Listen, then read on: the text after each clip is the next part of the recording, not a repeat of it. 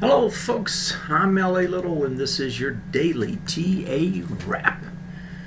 Where we take a look at these markets and we do it from a neoclassical perspective, each time asking ourselves what happened today and what does it tell us about tomorrow. I do this show 4 times a week, Monday through Thursday, live at 9 o'clock Eastern Time here from the base of the Rocky Mountains. We had a day of down. There's really no other way to put it. Sorry about the little glitch there when we started. It looked like we lost a signal there for a minute. And we seem to not be able to get our screen updated quite right, but I guess we'll just play on with it as it is. We had a day of down, right? This is a market that is really struggling to find itself. And the reason for it is really what's going on elsewhere. Let's look at the numbers first and then let's pop over and think about what's happening. The industrial's down almost 190, 15,738 and 3/4. The S&P's dropped 18 and a third, 1774. Composite, and everybody's been talking about 1775, so we're under it. Composite 46 and a half lower, 4,051. I had talked about a 4,000 target. We're almost there. NDX 37, almost 38 lower, 34, 67.81, and the Russell down 15 and 3/4. Give us back everything and more. 11, 22.45. The gold was up big. It was up about 15 bucks, I think, today. These numbers always update after the bell, so I need to probably start using a different screen so that I can get closing numbers on them. We had oil was down today. We had nat gas was up huge, something like 10% today. Big rally on it. Dollar was flat. Bonds were up. Bonds have sold off a little bit after hours. Looks like gold's still up, and that's about it. What is happening with these markets and why, right? I mean, it's really the question here. And the issue, or maybe the answer, is that emerging markets are having huge problems with what the Fed is doing. And what I mean by that is when the Fed tapers, they're essentially making the dollar stronger. I mean, we live in a world of floating currencies for the most part. Some are pegged, but most are floating. When the emerging market currencies, right, when the Fed begins its taper, as it's doing, that makes the dollar stronger. So the dollar gets stronger, and what does that do? It puts downward pressure on emerging markets. So emerging markets have to go foreign reserves. They have to raise money, buy back their currency, right, on the open market to keep it up. If they don't, they get more and more inflation as a result, right? So the Fed here, right, is causing the dollar, to go up. And as the dollar goes up, that puts pressure on the currencies of emerging markets. The emerging markets have to go to their foreign reserves, buy back their currencies to try to keep them up, because if they don't, they get more inflation. That's the equation. That's why you're seeing Turkey do what it did. That's why you're seeing, the South African government come in and do its thing this morning. That's why Brazil did it preemptively already. That's why Argentina is having its devaluation. That's why, just go down the list. The emerging markets are getting hit as a result of, Big Daddy Fed doing what it's doing and the fear of what it means. That's the issue that's out here. That's what's happening. And if you look at what happened today, right, you had the South Africa raise its rates to 12%, I think, from 7 3/4 or something. I mean, it was a huge jump, right? The rand jumped, and then South Africa. I'm talking about Turkey raised its rates a huge amount. It jumped 4%. Eventually, it traded negative, and South Africa did the same thing. They raised their rates preemptively, and they traded negative by the end of the day. Argentina, Brazil, down the list, right? They're all having the same problem. The problem is Federal Reserve tapering, putting pressure on foreign currencies, pushing inflation into those countries, right? Which makes them have to do something to try to protect against that, which is to buy back their own currencies, which bleeds their foreign reserve accounts, which causes other problems. They have to raise their rates. What happens if you raise your rates too much, like Turkey just did? You're going to kill the economy. You know, nobody's going to borrow at 12%, right? I mean, they're going to have to see a huge possibility for a return if they borrow at that rate. Otherwise, why would you borrow? That's what raising rates will do. That's what they're trying not to do. The Fed's got to stop the tapering. I mean, the debt machine's got to stop at some place. For whatever reason, this Fed's last QE round didn't seem to do what they wanted it to do, and they feel like they need to pull it back. They keep telling us because the economy's strong, and maybe it's stronger than it looks, but it's certainly not, you know, economy is, in my mind, is not any better than it has been, you know, and maybe it's a lot better than it looks. But, you know, I suspect their econometric models aren't showing that much difference. And the real thing is that the Fed has a problem with pushing out this last QE. It's not doing what the first three did, and they're trying to reel it back in while they keep our confidence that somehow the economy is getting better and so strong that we have to finally reel back. Yeah, that's nonsense. You know, they're gonna talk whatever game they want to talk. All right, let's look at the charts. We got a lot of damage on the charts. Let's start with the S&P 500, and if we start there, what you're going to see here is we you know, there's mixed signals. Let's just start with that first. There's mixed signals tonight. The S&Ps actually got a good signal, and that good signal is you traded underneath that low from 2 days back, 772.88. We traded down to 770.45. We closed over it. 39.6 against 40.4. In other words, we go under, right? Back over, and we don't have as much volume. Just a little bit less volume. Still a lot, but not enough yet. And we did not test this low yet. That low's still hanging out there. And you know, there's a lot of things happening there, and you still left some decent volume down here, which kind of suggests that it might come back. But the upside is it held, right? Tested, held, still says it wants to bounce.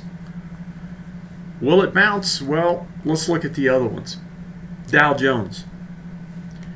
On the Dow Jones, it's a different story. Dow Jones trades underneath that low, stays underneath it, right? Underneath the Fed bar low. It already tested that Fed bar, but held. Now it breaks it, and it's at that swing point low. It tested it.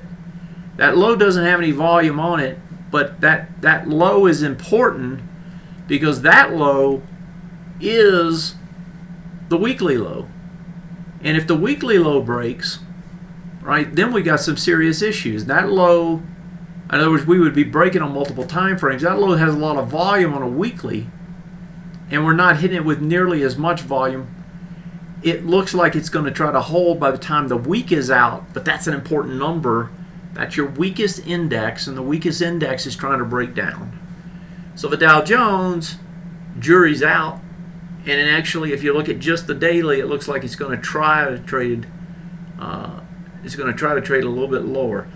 The one good thing here is that it did hit, this bottom is 15.717. That's on December 13th. You got the 15.708 today, closed there. That's slightly underneath it. This thing needs to get back up and out of here, and needs to do it pronto. Right? Otherwise, this is going to get uglier. Now, if we step over to the listed issues, we already know the NDX was hurting because of Apple. Here's the broader composite, that low from 2 days back, 40.5263. We close underneath it just barely. So just like the Dow, this thing needs to get back up and over. Now, remember, we were doing a retest, regenerate here off of this high. right? And as you can see right now, we're just underneath it. So that retest regenerate is failing as well. So we got a failure of a retest regenerate, right? You've already broken a swing point low here. We did that a couple days back. You're not holding. You got more volume, right? There's nothing here particularly good the way this one's trading. That one also says it can go lower. And again, just like on the Dow, it needs to get out of here if it's going to. NDX worse. NDX is trading even deeper. It's already failed. Well, that retest regen had already happened, but it did fail to hold this key area. They all had the Fed bar from December plus the bar from the quad witching, right, which was kind of the huge support zone. You can see how it traded here, supported it. Traded here, tried to support it. Again, yesterday tried to support it, right? Today it gives it up. You know, that's showing you how much weakness is out here. They tried to take it up 2 or 3 times today, couldn't do it. With all the currency issues, you're seeing some fear continue to come into this market as a result of them. These signals, the preponderance of evidence suggests these markets are going to try to trade lower tomorrow. You got the Russell. The Russell's hitting the bottom, hitting it with volume. It did hold, just like the SPX. 1121.12, closes 1122.45.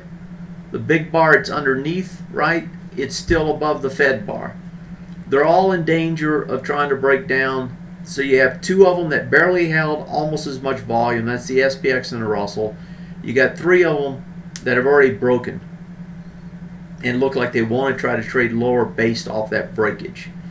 Let's go look at the sectors here. The bonds also broke out today, which suggests more problems, and we'll look at them in a second. And then we've also got some breakages, or we actually got some action in gold, which I already told you was up big today, which also argues against the equities. Okay, so the IYT is still within, well, that was interesting. So yesterday was kind of a failure on the IYT. Now the IYT, and we'll look at these carefully, this one is actually setting up an ABCD structure. It got up high enough to set one up. And you can see, you know, there's lows here, and that's going to be weekly lows too, I believe. This one is. So that, if it sets up and actually breaks, can go down and break weekly lows as well. That's the IYT. Let's look at the semis. Oh, after the bell, you actually got good news out of Qualcomm. You know, earnings have sucked. I mean, there's no other way to put it. They have not done anything for this market. That was one of the reasons, you know, things just didn't feel right about a week and a half, 2 weeks ago. You weren't getting much out of the earnings. Qualcomm reported they were up a couple percent. You had Facebook report. Facebook was up. Facebook was up pretty big. It was up, I think, $6 when I last looked, about 12% after earnings. Motorola, Google sold it. They were up. I think they got like $3 billion almost for it. Google was up about $30 after the bell. Apple, of course, isn't moving still off its earnings woes. So you've got 3 big tech companies. You know, and I saw Microsoft was up as well today, and Microsoft had a good earnings also 2 days back. So I think it was 2 days ago. So the tech side looks like it's going to try to bounce. So semiconductors, it's going to need all of Qualcomm to try to bring it back. It's hanging here at the lows. 2 inside days, that doesn't really tell me anything. XLB. This was the only sector that was actually trading up today. DuPont was in it, is a big weighting in it. DuPont got a nice big push. But even here, now you have the potential for this one to try to set up an ABCD structure to the downside if it trades lower tomorrow. Because it didn't quite get to that swing point low. The test on all these on the way back, if they do bounce, is going to be up here on this swing point low. So you're going to have retest regens off that low. So that will be the key as these things come back, if they come back. This one potentially ABCD structure if the market starts to sell off, but kind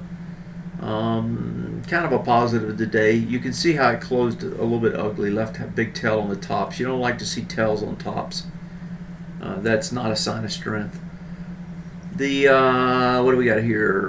XLE. So it trades over, back under. It still has more volume. So this was trying to trade back into the lows. So here is the retest regen that's happening already. So the first low it's trying to get back over is this one. It's traded into it twice now, and it's been pushed back each time. It has this big bar it's messing with as well. Let's see, the low on that one is 85, so it pushed to 84.80, 84.78, and they sold it both times.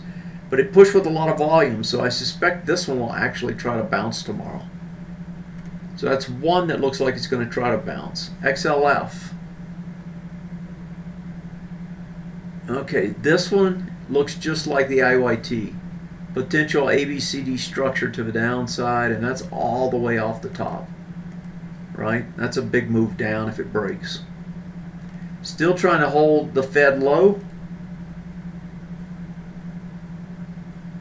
Yes, it did break here, right? Went bearish, but it's got two bars here it's trying to hold, and that's where this zone is coming from, right? Off of this bar and off of this bar. And they both have decent volume on it, but it's hitting it with some volume each time. This one looks negative, so that doesn't seem to support a bounce. XLI. Same thing, ABCD structure down potential.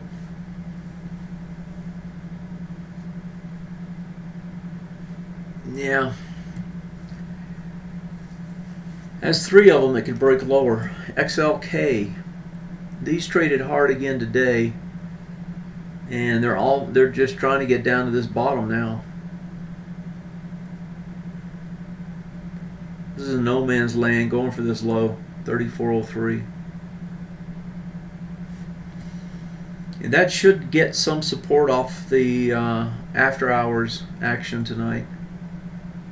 Okay, the XLP, I'm not sure what happened to this, but this thing got blown out of the water today. I didn't look inside it to see what was trading. Something got smoked, right? That's a big consumer staple. Maybe a drug company. Well, the drugs are probably over in the XLV. So like Procter & Gamble, somebody I'm assuming reported earnings here and got hammered. That was a large weighting. And that one just looks to go lower. I don't see anything positive there. XLU is still hanging. That's not doing anything. XLV. XLV was actually trying to bounce. And this one also setting up an ABCD structure. And you got a swing point low here. It's trying to break still. Yeah, that's not positive. That's four now that are setting up ABCD structures. XLY, I would assume, it's already got one. So this is the first one to break. Okay, these are important to notice because once you get one or two, right, it usually takes a couple, right, then you start breaking them all. Okay, so this one measured to here, and that one already completed, more than completed. Now we have another one from here, back up, and that is very low where it's trying to go. And volume really comes out of this thing. And on a weekly, it's breaking as well. So it already broke. I take it back. It already broke on the weekly. That was last week. So the weekly's already broken, but it broke today. If this holds under here, this is bad news. This is the first sector to do another ABCD structure to the downside, bearish. So out of the 9 sectors, 5 of them look pretty bearish. It look like they're trying to break lower. So if we do break lower tomorrow, probably all of those are going to set up ABCD structures down, and that would be bad news. So tomorrow really takes on even added importance as a result of those structures. Let's look at the ox markets, because I saw bonds breaking out today. Let's look at what bonds did. Okay, so where are you, bonds? Here we go. So we'll look at the TLT, and then we'll shift over and look at the 10-year as well. So the bonds, TLT breaks out again, volume expands. Let's see what the 10-year did, the 7 to 10s. Okay, so they're coming into the swing point and they have volume expansion.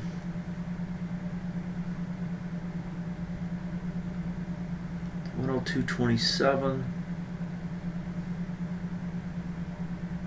101.95. Okay, so you close over this one and going into that one. Yeah, it doesn't have enough juice yet to get over it, but it looks like it's going to test it, because you have an ABCD structure here as well that is pressing, right? Because it broke out today. That ABCD structure takes it right up there to test that high. So look for bonds one more day to try to press, and they already broke out again on the longer end. On the shorter end, you know, they're struggling more, but they're still pressing. And this, to me, is all about fear, right? This is about fear. People are fearful here, right? They're running to bonds for cover, and you know, that's what's pressing these things. It's not some magical, you know, strange relationship with what the Fed did. It's fear.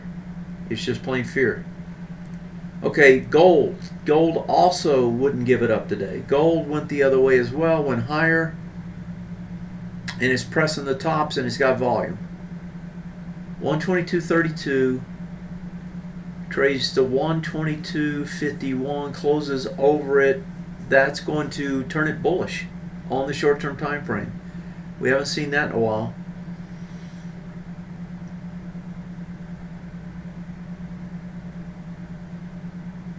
So,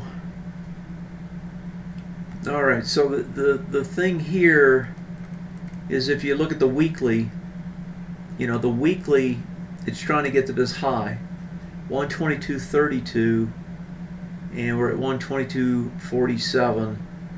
So that weekly, that's going to be the number, right? Can it close over that?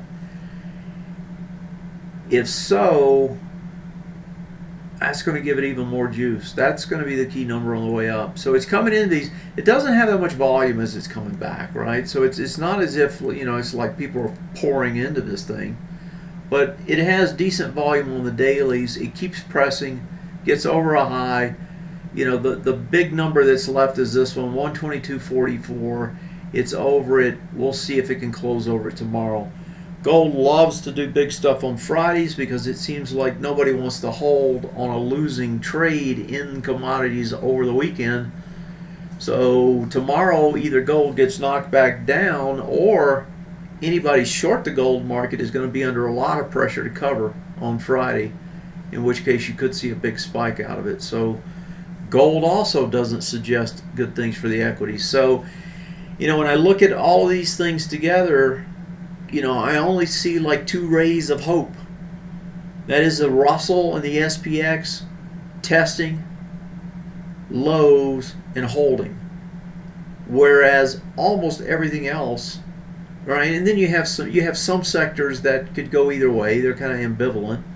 You got some that are just downright bearish, a couple of them, and then you got 5 that can be setting up, or one has already set up the ABCD structure down, consumer discretionary, which has been the leader on the way down. The apparel sector has been decimated in that sector, or the industry group inside that sector. And then you have 4 others that are ready to break down. So, you know, and do bearish ABCD structures. If those structures come to roost, right, then you're going to see, you know, you're going to see more damage done over here, you know, in terms of these, right? Right now, you know, the weeklies, right? This only gets updated on a Friday, but right now on the weeklies, you've only got a couple that are breaking down. If pressure continues this week, you're going to see more of these go. My suspicion is that we will see more of these go before it's over. The question is when does that happen, right? That's always the question. Once you know direction, then it's just a question of when. Well, my thought was that that would be later. Maybe it's going to be now, right? Maybe this is going to do it now. Maybe we're going to see, we've got the other ones that are in danger, or the financials, not the technology, but the healthcare would be in danger next week potentially. Basic materials are in danger. We've already got staples breaking down, and we've got discretionary breaking down. This one actually could break down to bearish. So, damage is being done. If this market's going to rally, it's going to happen tomorrow or Friday or both. If it doesn't, you're going to see even more error coming out of this and coming out fairly fast. All right, let me see if you got some questions out here. I'm almost out of time. Would I consider going long the TLT if it breaks weekly resistance? All right, let's look at it again. So TLT, let me put it back up here. If it breaks weekly resistance. Oh, so if it goes over this price point, huh? Well, the TLT, the big problem is this bar from the June 17th last year. That's 108.37. And recognize you come straight up. So percentage-wise, it's already made a huge move. So at this point, no, if when something makes this big of a move, let me just draw this in. When something makes this large of a move straight away, right? Percentage-wise, that's a big move for this index. And you're coming into a big resistance zone, which happens to be this as well. No, I probably wouldn't. What I would let it do is I'd let it go over and come back and buy it if that's what I was going to do. Because the odds of this breaking higher, right, and just carrying, somewhat diminished because you got a high here, you got a high there, and you got this big bar you're trying to get over as well. So, no, I probably would, I just see too much resistance up here. I see this one, I see this high, I see the top of this bar as well, right? You got two big bars here. So let me draw it in differently. This area here to me is going to be tough on a straightaway move up to get over. So yeah, I could get to 111, which is another huge amount if it does, but I guess it could get up there, but it just looks, I'd let it come over back down and then buy that retrace, because that would be an ABCD structure potentially on the weekly, so why try to jump it too early? It'd be my take. I'd wait and I'd buy the retrace on it. If you get up there and you hang for a while, let's say you hang 2 or 3 weeks up here and then you break, yeah, it's a different story. So, all right, what else we got? That's it. All right, so, markets don't always give you great signals. Sometimes they give you good signals, sometimes they don't, right? And sometimes they give you false signals. Tonight, my inkling when I got through trading today and I actually shut down a little bit early was that this market had held. I was looking at the SPX primarily, but then when I started looking at all the rest of them, it's like, wow, there's a lot more negative here than positive. So, it comes down to where the signals are negative. We're stretched, though, on a short-term basis. And they hammered it today and couldn't break it down. They were trying hard. You had a lot of negative news today, right? You had the tapering. You had the emerging market crisis, so to speak. You had more bad earnings, right? Apple on the night before. They were trying to break this thing down and they couldn't. That seems to suggest you're going to get some sort of bounce out of here. Yet, when you look at this, it looks pretty negative. So, if I'm a trader, I don't try to go buy this. At the same time, I'm not going to try to press my bets to the downside Worst thing this market could do, and let's pop it back over and look at it a different way. The worst thing that could happen right now for the bulls is for them to hang here, right? Just hang in this area from about 1800 down. Just hang down here for another 4 or 5 bars. If you do that, this thing's going to break, and it's going to break hard. This market has to get up, get the other way, and go fast. And if it doesn't, it's going to get uglier. Folks, have yourself a great night. Thanks for dropping in. Tell a friend, tell two, tell them what I do. I'm L.A. Little. This is and was your daily TA wrap. Have yourself a great night. Take care of yourself, and I'll see you tomorrow. We'll do it one more time this week. Good night, folks.